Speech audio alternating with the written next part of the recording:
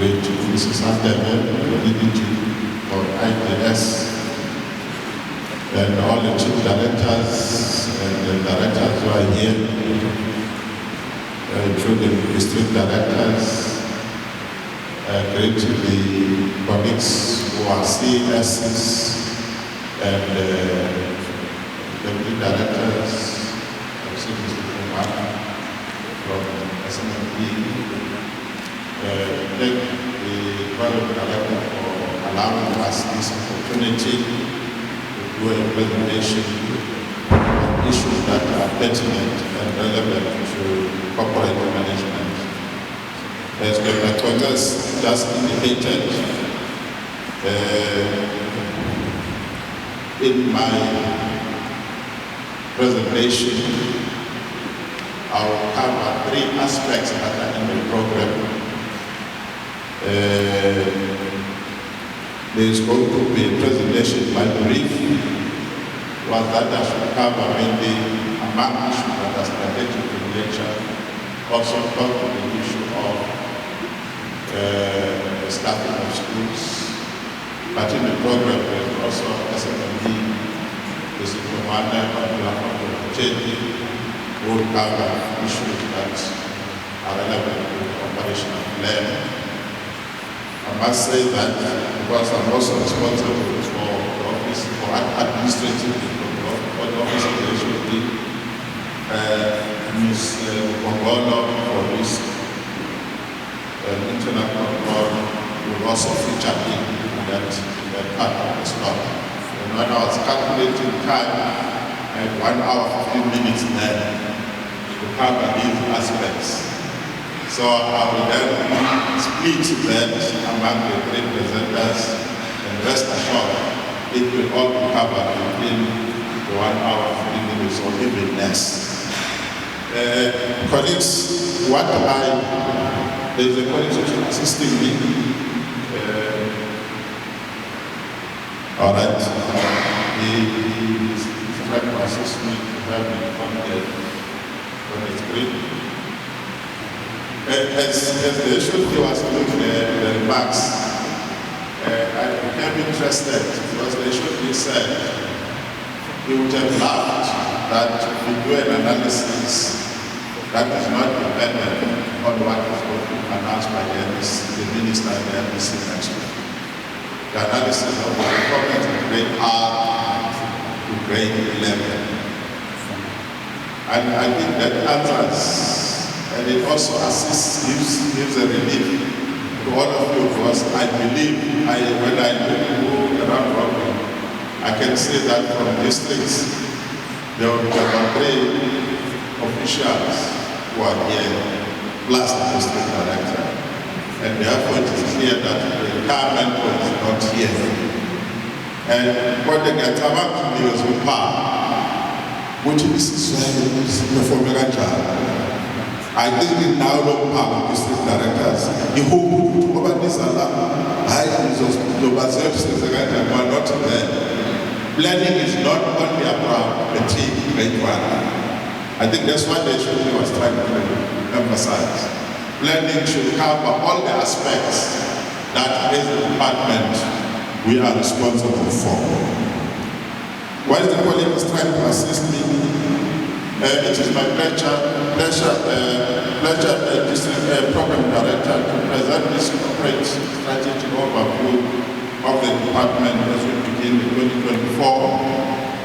And we would love to cover 3 aspects mainly. The progress made by the department towards meeting the education sector, MTSF priorities of the 6th administration, the overview of strategic achievements, mainly pertaining to the operational plan that will be covered by Mr. Foward, the state of readiness of the staff for the staffing of schools during the 2024 academic year, which will be covered by Mrs. Foward and Mrs. Naida. And then lastly, all right, let me check.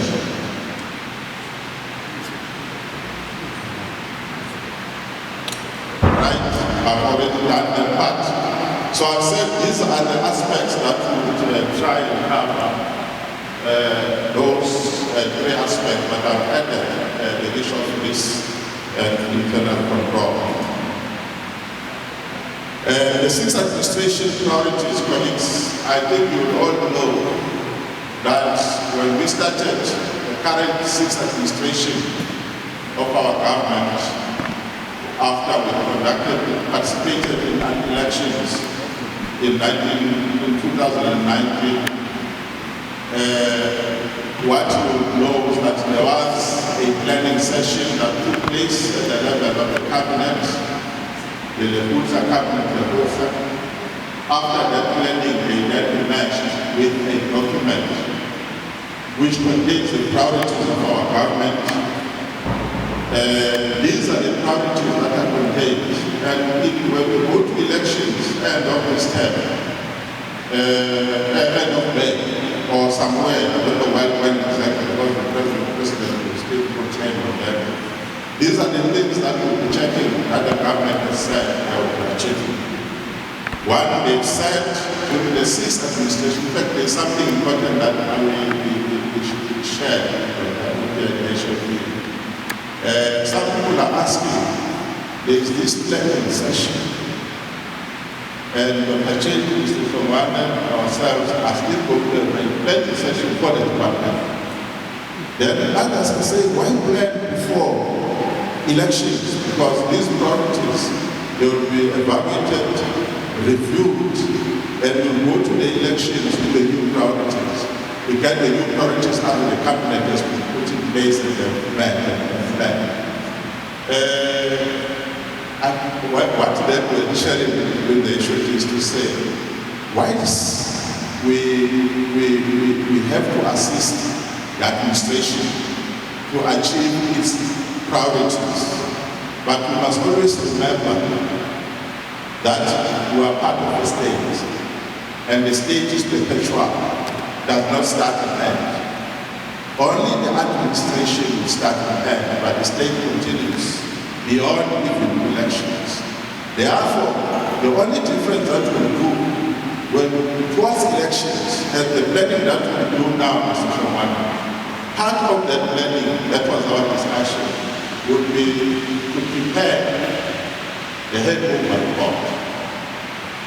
The handover report that says that these priorities and this is how far we've fared in terms of achieving these priorities. We hand over, but we remain as an administration ready to receive the new administration and its priorities and implement those priorities. So these are the priorities of the colleagues. One, government has said they want to achieve a capable, ethical, and developmental state as government. This is what they want to achieve. Second, the government has said they want to achieve economic transformation and job creation. 3, in 2019, government has said they want to achieve education, skills, and health. Under health, I'll talk to the priorities of this for education, for the education sector. But under health, you'll remember one of the issues they talked about was the universal health system in the country, NHR, National Health Insurance. And I think there's progress been made towards achieving that. The fourth one is consolidating the social wage through reliable and quality basic services. The next one is spatial integration and local government. The next one is social cohesion and safer communities. And the last one, and I normally explain this one when I do presentations, to say when we say a better Africa and a better world, and then people worry when the president leaves the country to go and deal with problems in Russia and what is that other country in the fight with. Yes. Ukraine. You say, why is government worrying himself going there and dealing with problems in the country? But when there are problems in Russia and Ukraine, petrol prices, diesel goes up. You see, when there are problems in Rwanda, people leave their country, come to South Africa. That's where the problem of immigrants who are in the country currently. Hence, it becomes important for government as a priority to ensure that there is a better Africa and a better world. So it is a priority which will be reviewed as part of the handover report before the elections. And the ministers responsible for all these departments will be reporting to the cabinet as part of the planning session to say, this is the progress we've made. And the ruling, all political parties, when they go and craft their manifestos, they will be, the ruling party will say, we have said this point, we have been the ruling party leading government, this is how far we fared in terms of achieving them. Others will be critiquing government to say we failed in those priorities. All those things that happen to the ruling party, he then asks the question, what has been the role of the administration now, public servants, civil servants, towards assisting government to achieve these priorities? I think that becomes an issue. Government, generally, the priorities, but we want to zoom into the priorities of the education sector. Government set priorities for the entire government, but the education department also, from their planning, the full government, they also, through their ministry, presented their priorities as the education sector. And these are the priorities. First priority is improving, and when he was talking to me, he said, this time we want to look at the system holistically. And therefore it becomes important to look at improving informational skills of numeracy and literacy among the youth at an early stage of schooling. These skills be reading, writing, and counting. The next one, we said when we started, we want to ramp up early childhood development through migrating the responsibility. And that was achieved last year, or 2022. The function, in 22, we migrated those functions from ECD, from social development to the basic education sector. So these functions are here. Also, we said we want to, as a sector, we want to stage an implementation of the curriculum, the skills and competencies for a changing world, such as coding and robotics, three-stream curriculum, module, technical, vocational, and academic, and curriculum decolonization and entrepreneurship. So these are the skills that the priorities we have set as the education sector. There are still more. We said, as one of our priorities also, we want to strengthen quality through the introduction of standardized assessments and the exit or transition points of the system in grade 3, 6, and 9, and implement the general education certificate. And the thing is still being piloted or something like that. Or we're already implementing. We are still piloting, and I'm told this year it will be the actual implementation. So that is the priority. GCE certificate. Yes.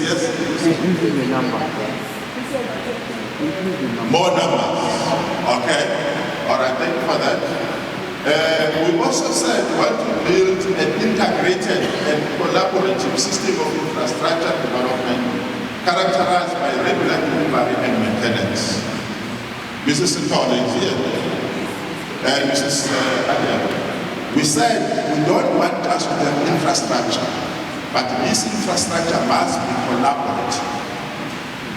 This is one of the examples of the schools that we have implemented, where the infrastructure of the school is there to support teaching and learning.